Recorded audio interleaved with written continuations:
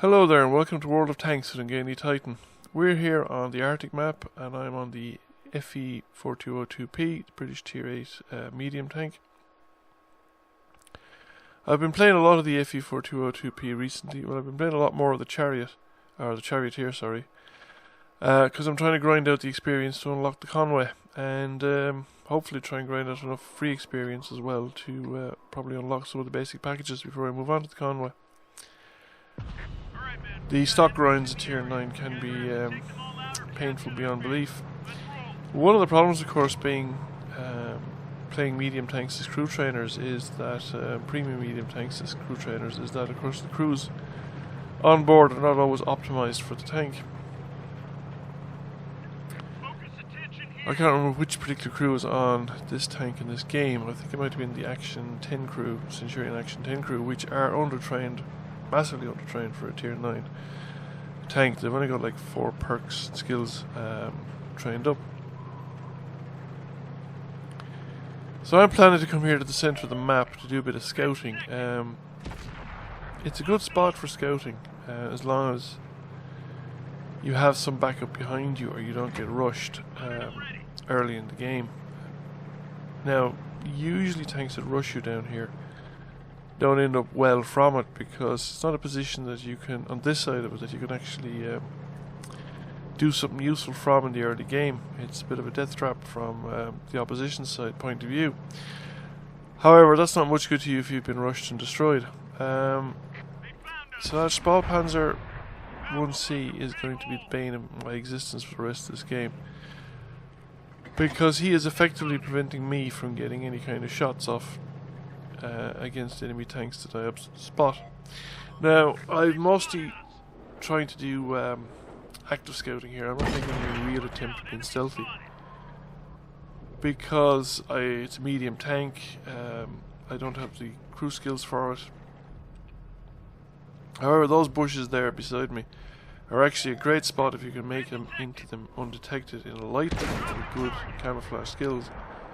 You can sit there and rack up enormous amounts of spotting and assistance damage as long as you're not spotted and you don't fire your gun. So I stay on top here a bit too long, and passing Centurion and Carnarvon get some free shots at me and do a little bit of damage to Centurion, some tracking damage, and to Carnarvon, and I wasn't really able to make effective return fire because I'd only gotten turret shots at them. I'm also kind of surprised that I'm not actually attracting attention from artillery at this point.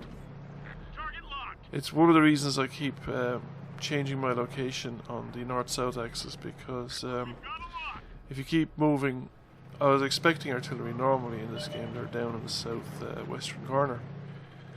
So you try and move along their horizontal axis as much as possible to basically make it harder for them to aim, so they have to keep traversing the tank hull.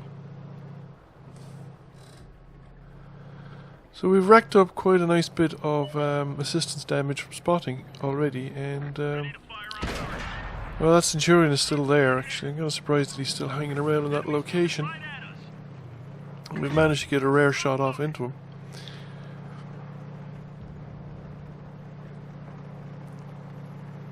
But we are starting to run out of targets. At least one of the tanks has gone up to the northwestern corner.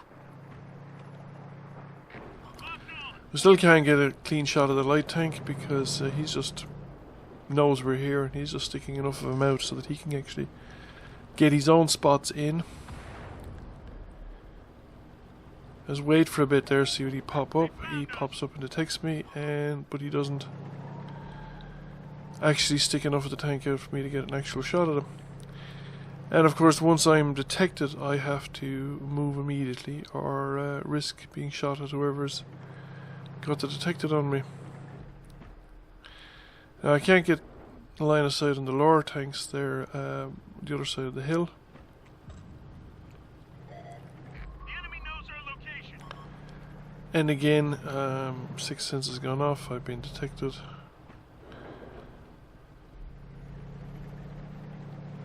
So I think I need to move and relocate from this location. I was tempted to actually cross the open ground there and head into the ravine along the edge of the hill where the Spalpanzer is operating out of. but I'm not 100% sure that it's empty. So I've come along this way instead and see if I can get any further spotting done before I commit myself to any kind of aggressive action. The team is in actually a fairly defensive layout, and the Tiger 2 has just popped up and been hit as a result of my spotting action.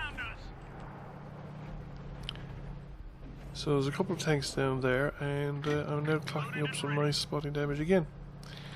Not getting any clean shots into them because they're actually well angled from my perspective.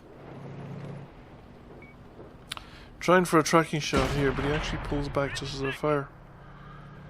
Again, don't want to hang around too much in one spot because I still don't know where the artillery is, and there's always a possibility that I'll be targeted by artillery if I stay stationary for too long. And I've managed to get a nice hit into the Tiger through the front plate. And now he's presenting me with a flanking shot, as he's obviously more concerned about the enemy advancing across the open field. He goes in here behind the rocks to try and avoid fire from me, but he doesn't actually pull enough his tank in. So I get another tracking shot, which will do nicely because he can't shoot back at me, and finish him off finally. Artillery's just shown up now at the edge of the lake, which is kind of an unusual spot. Don't know whether he was there all game. If it was, it would explain why he wasn't shooting at me in the central position there, because he probably can't get a line of sight over the top of the mountain between us. Didn't do a whole lot of damage on my own behalf, but I was quite satisfied with the assisted damage that I managed to rack up from spotting on this game.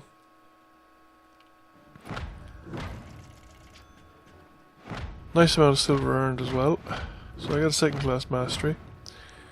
So thank you for watching, and I hope you enjoyed the video. Please consider giving it a like, and please consider giving the channel a subscription. Catch you again soon.